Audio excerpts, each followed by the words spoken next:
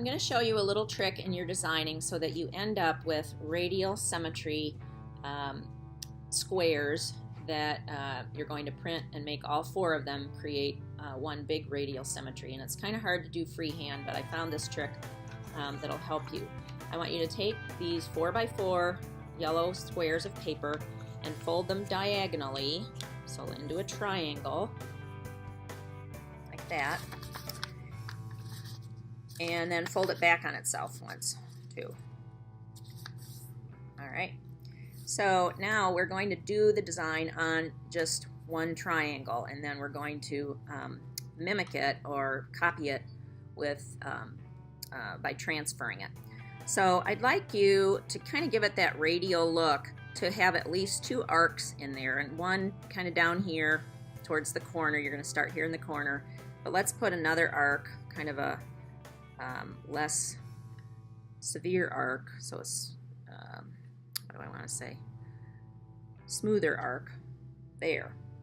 Okay, so then you can do basically anything you want, you know, just abstract designs. You could have done landscapes, or abstract would work out, landscape or a realistic design.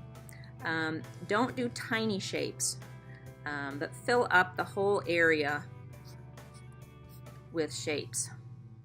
Okay, and you can take this edge here and use it to create, I'm going to create like a big heart off of this edge, and then maybe a triangle in the middle of that heart, and that will come out, you know, because I've created just half the heart. When I open it up, I'll have the other half of the heart.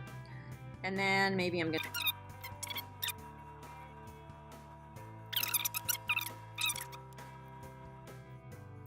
then we're going to take it and fold it back on itself, corner to corner, press it down, and take the edge of a Sharpie and just rub it.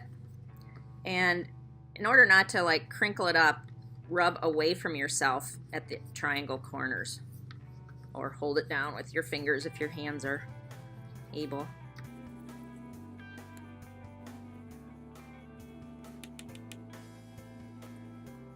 Okay, then you open it up, and if it doesn't show up enough, you can fold it back up and do it some more. Okay. Alright, I think I can see it well enough now to go over top of it. Well, maybe here's one place I don't. There.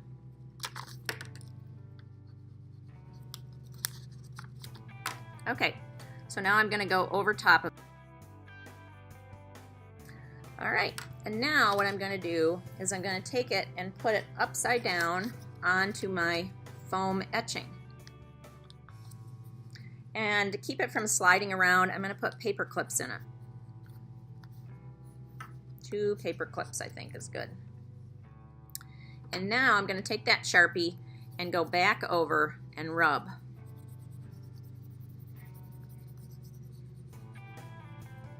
And see, it does come off nice and visible. And you can move the paper clips over a little bit, get underneath where they were. Okay, so there's my design. Now I can start etching into the foam. This is just a chance for you to experiment in shapes and what happens in the printmaking process.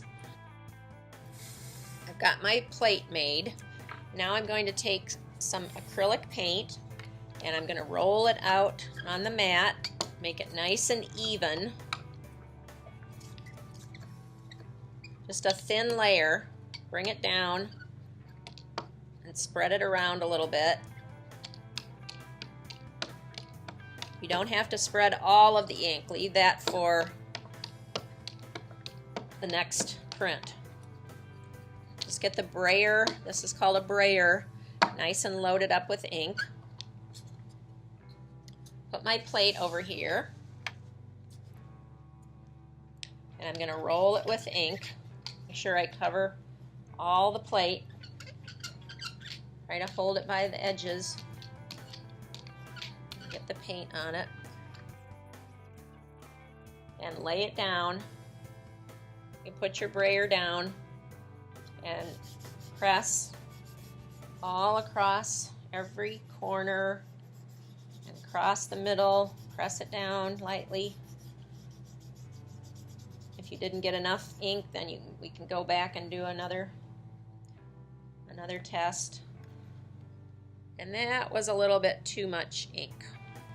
Okay, I realized that my prints were coming out too dark because I didn't press down far enough. This one was a little bit better, but now I'm going to go back in and I'm going to go over my lines again, and I'm really going to dig down a little further and make them deeper, so they're like deep trenches and a little bit wider when you look at them from the top.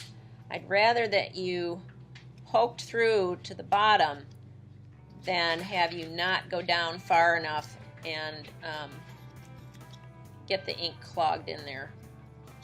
So really poke down. If you feel the mat, that's okay.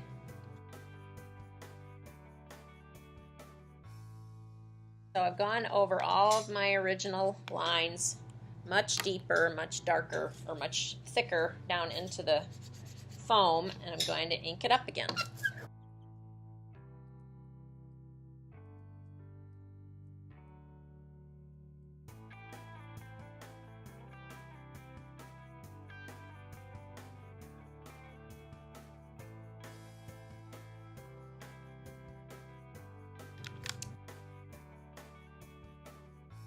Oh, that's much better. All right, so there's one successful print.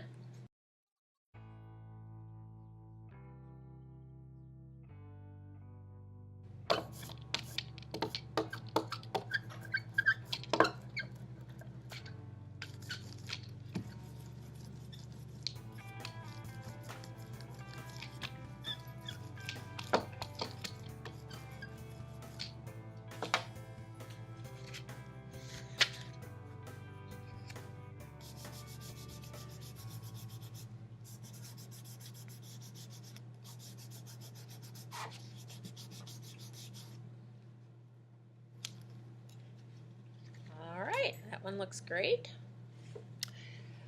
So I've got 2 of them made. I'll make 2 more.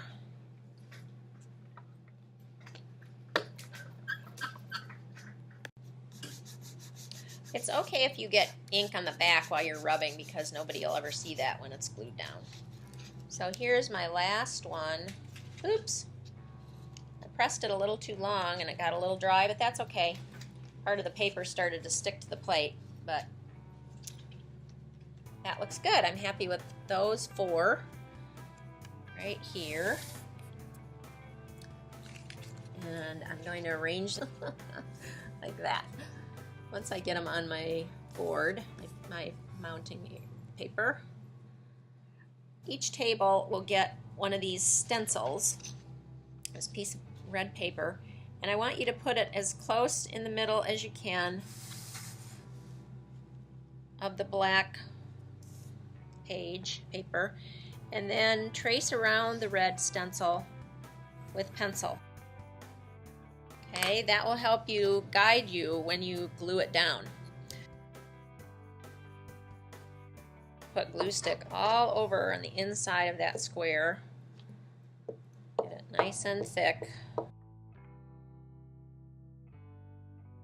And then, okay, let's start with this one, and I want that kind of sun shape in the middle. So I'm going to line up the edges with my pencil line. Then the orange one.